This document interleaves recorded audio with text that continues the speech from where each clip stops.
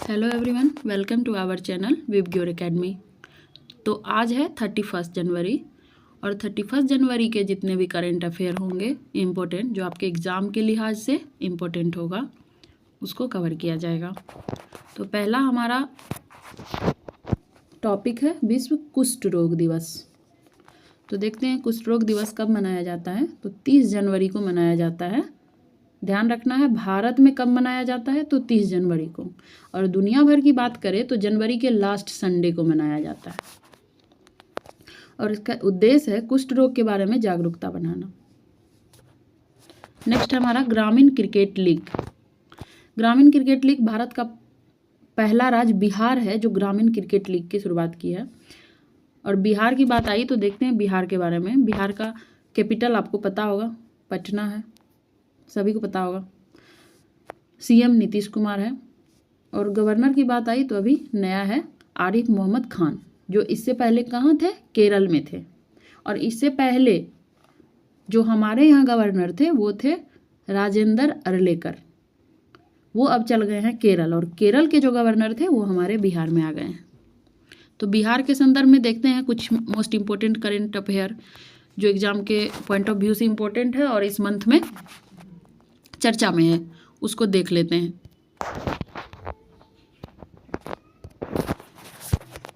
बिहार के Sultanganj railway station का नाम बदलकर अजगेबी नाथ धाम रख दिया गया है।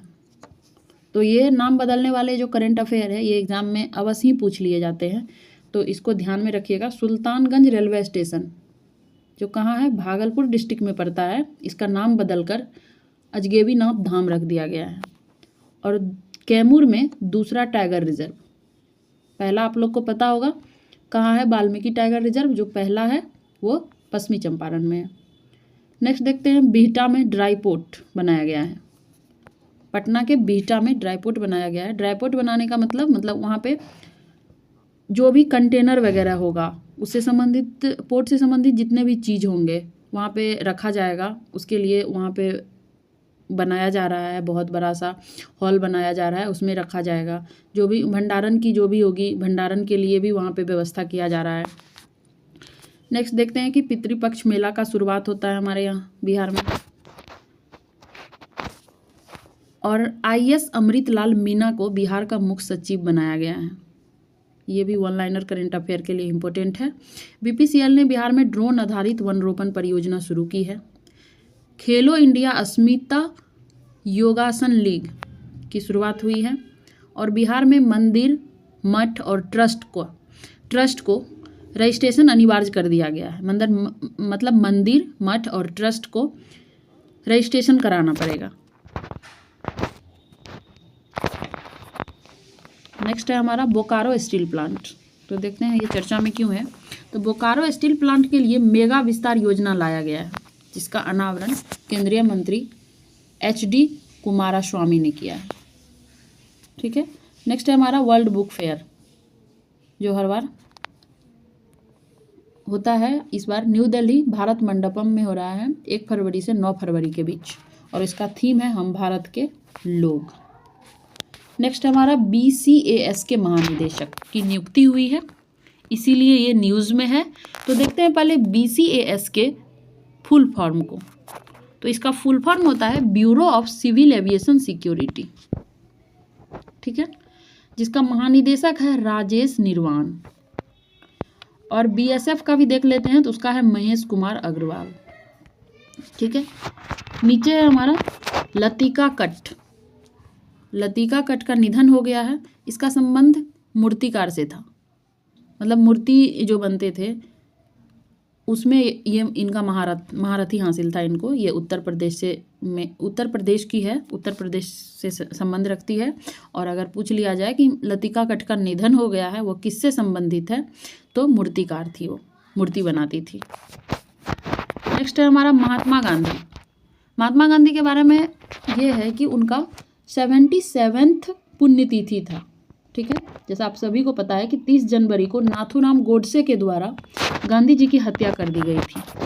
तो इस वजह से गांधी जी के बारे में कुछ फैक्ट्स को जानना बेहद ज़रूरी हो जाता है। तो देखते हैं गांधी जी के बारे में क्या क्या हम कवर कर सकते हैं एग्ज़ाम के लिए। तो थोड़ा सा डीप में जाएगा 2 अक्टूबर 1869 को गांधी जी का जन्म हुआ था और डेथ आप सबको अभी बताए कि 13 जनवरी 1948 को नाथूराम गोडसे के द्वारा इनकी हत्या कर दी गई थी। और इसी दिवस की स्मृति में हम शहीद दिवस के रूप में मनाते हैं 30 जनवरी को। ठीक है, तो ये भी ध्यान में रखना है कि शहीद दिवस कब है, तो 30 जनवरी को। और क्यों मनाते हैं, क्योंकि उसी दिन गांधी जी की हत्या हो गई थी। अब गांधी जी के बारे में आगे देखते हैं क्या क्या लिखा हुआ है, क्या क्या हम पढ़ सकते हैं। तो राष्ट्रपिता, गांधी जी को पहली बार राष्ट्रपिता कौन बोला था? सुभाष चंद्र बोस बोले थे राष्ट्रपिता। महात्मा गांधी को महात्मा कौन बोले थे? तो रविन्द्रनाथ टैगोर ने। ठीक है, और 5 बार इनको नोबेल शांति पुरस्कार के लिए नामांकित किया गया था। ठीक है, नेक्स्ट हमारा नेक्स्ट नहीं है, इसी का आगे देखते हैं गांधी जी का क्या विचारधारा था एवं क्या उस विचारधारा का क्या प्रभाव पड़ा। तो इनका विचारधारा जो था, इनका एक ही सिद्धांत था कि जो भी चीज़ हो अहिंसा, ये अहिंसावादी थे। मतलब कोई भी चीज़ हो रहा है तो अहिंसा को ध्यान में रखना है कि हिंसा ना हो पाए, सत्य के राहों पे चलना है, ईमानदारी इनके सिद्धांत में था, करुणा, पर्यावरण संरक्षण जो आज भी चर्चाएं में रहती है, दलित उत्थान, ये सब इनका विचारधारा था। और कई बार एग्जाम में पूछे जाते हैं कि राजनीतिक गुरु कौन थे महात्मा गांधी के? तो जीके गोखले, मतलब गोपाल कृष्ण गोखले उनके राजनीतिक गुरु थे।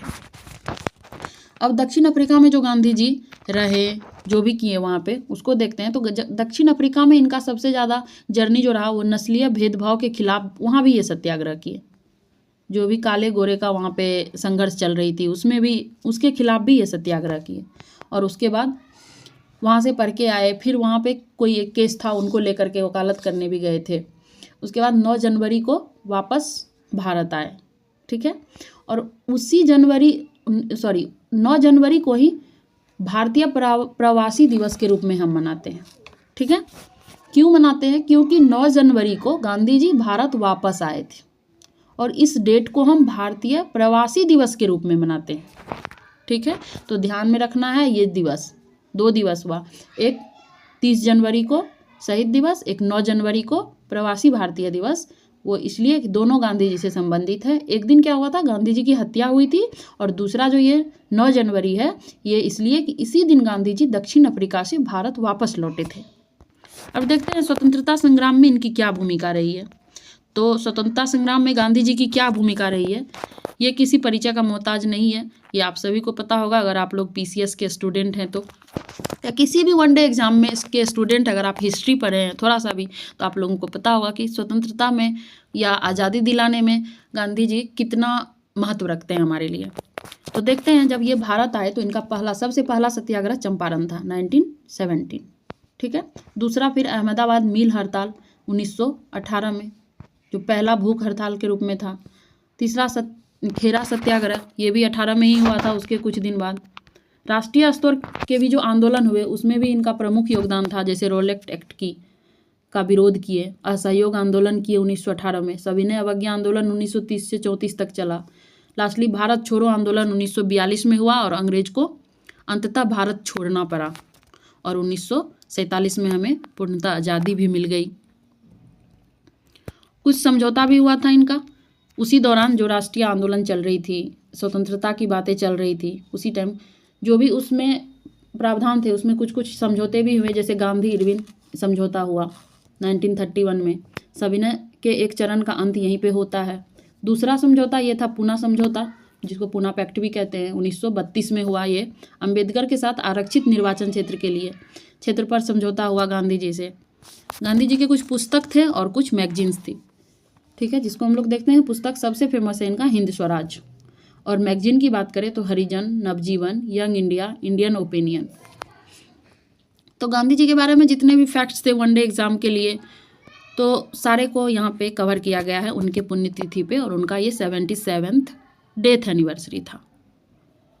तो चलते हैं, आज वीडियो यहीं तक होता है, और ये जो भी मोस्ट इम्पोर्टेंट करेंट अफेयर थे वो आप लोगों को बताया गया है।